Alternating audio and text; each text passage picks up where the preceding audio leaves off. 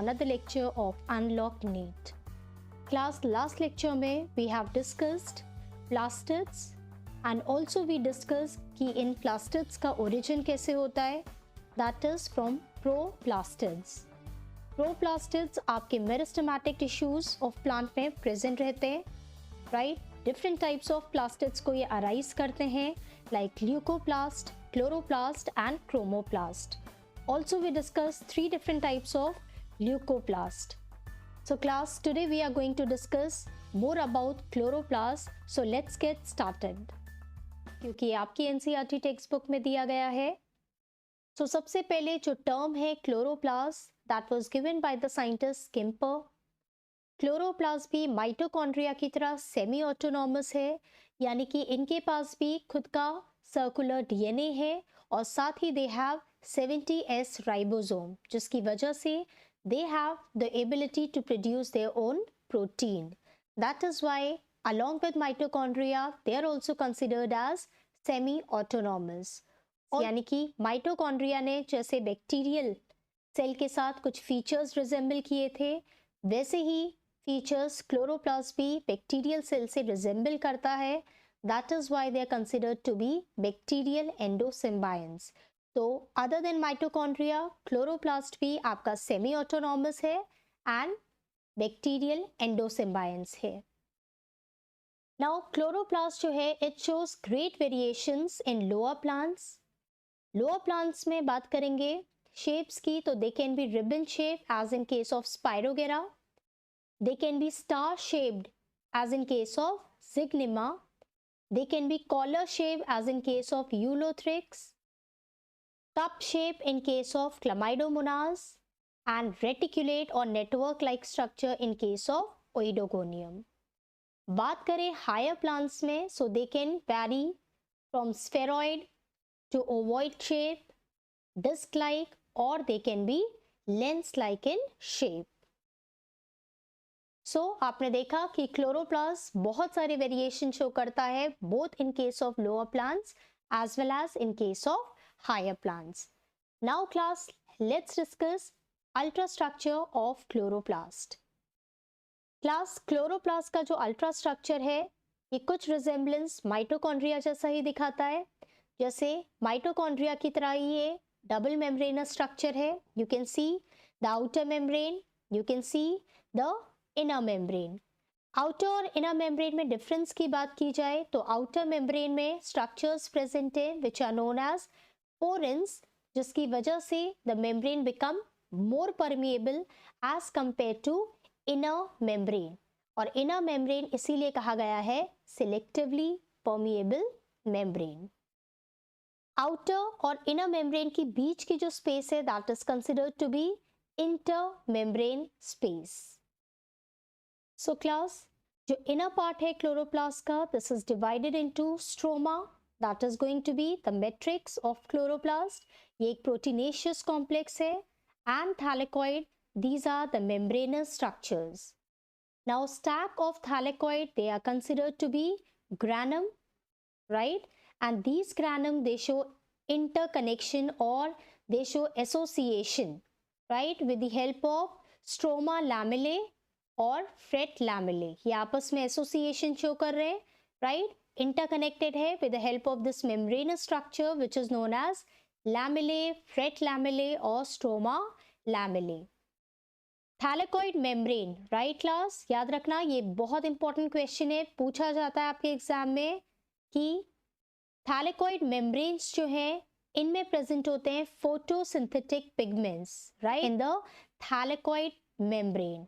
और जो स्ट्रोमा है that is a matrix of chloroplast. It consist of circular double stranded DNA, ribosome that is going to be 70S, right class?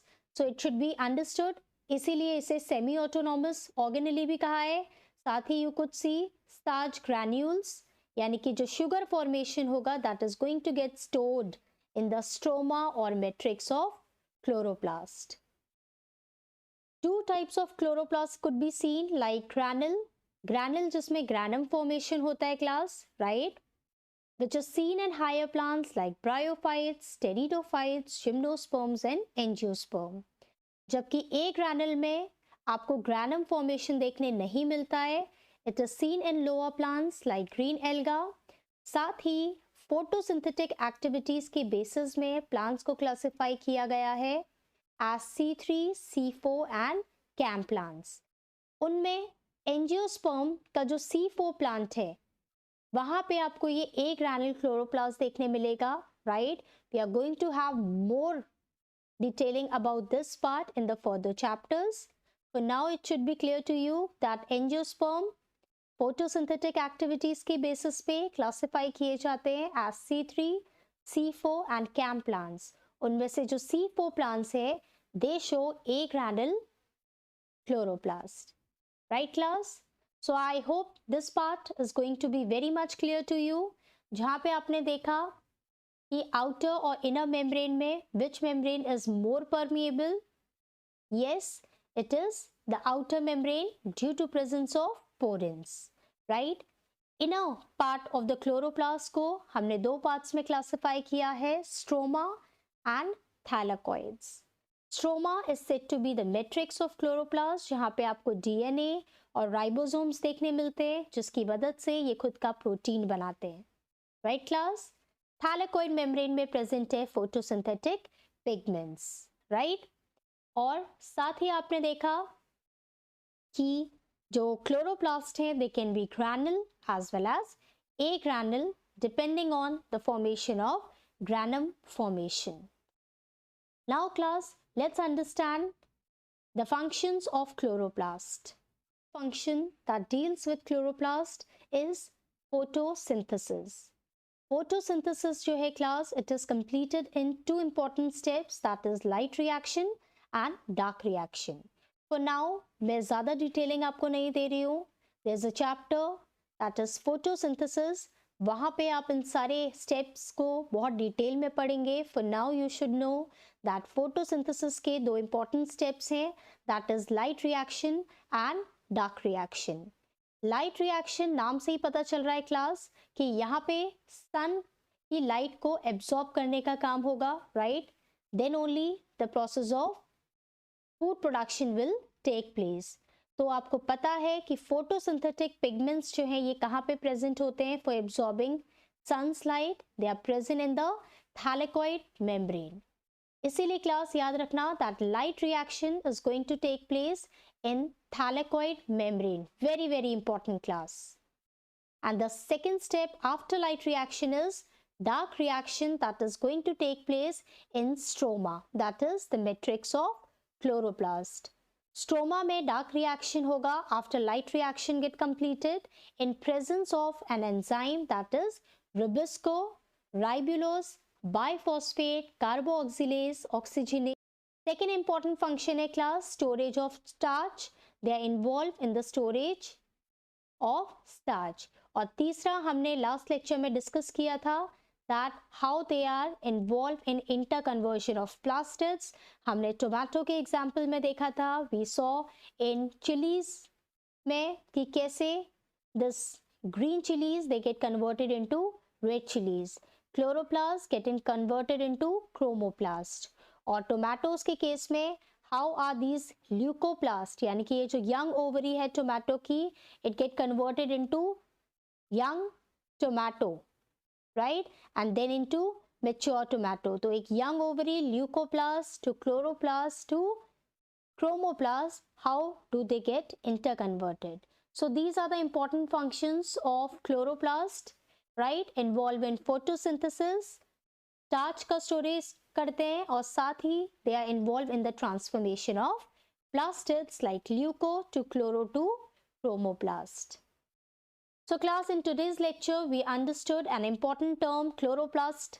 कहाँ से आया, right? Why are they considered to be semi-autonomous and bacterial endosymbionts?